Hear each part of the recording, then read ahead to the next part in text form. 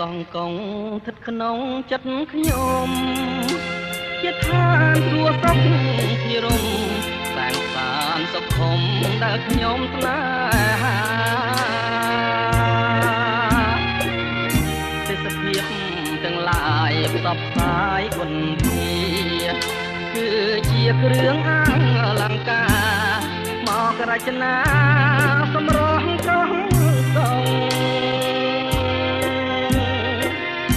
ស្រមៃដូចស្ថិតនាឋានកែណោនារីភូមិឋានបវរតុបតែងលម្អដូចកង្កោកពេលពួងទុំលើក្បាលទូកសែនសំត្រឹងត្រង់សង់វែងរលើបរលងភាំងពោផងដោយកែនរីជាប់ចិត្តកយគុណអរុនរៀងរាំង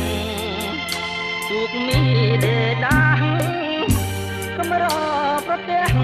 ទេសភាពប្រពៃជាប់ចិត្តកយគុណសាយ័នសម័យរលករលេងចាំងរស្មីដូចពេញឆ្នៃរញ្ចនា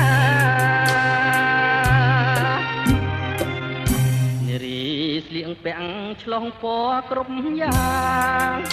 អង្គុយក្រហមដើមកោងកាងសម្បត្តិសំអាងអួតទឹកដល់ថ្លា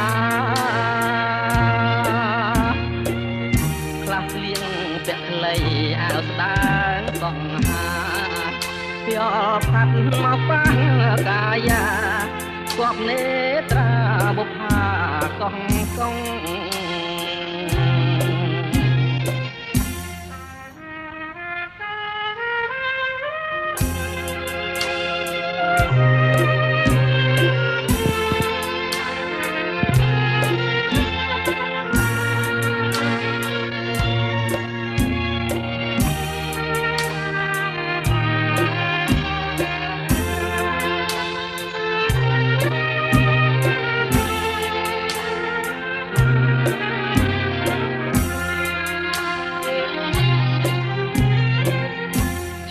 ចិត្តកយគុណអរុនរៀងរាំងទូកមីដេដាកំរប្រទេសទេសភាពប្រពៃជាប់ចិត្តកយគុណសាយ័នសម័យរលករលេងចាំងរស្មីដូចពេជ្រឆ្នៃរញ្ចនា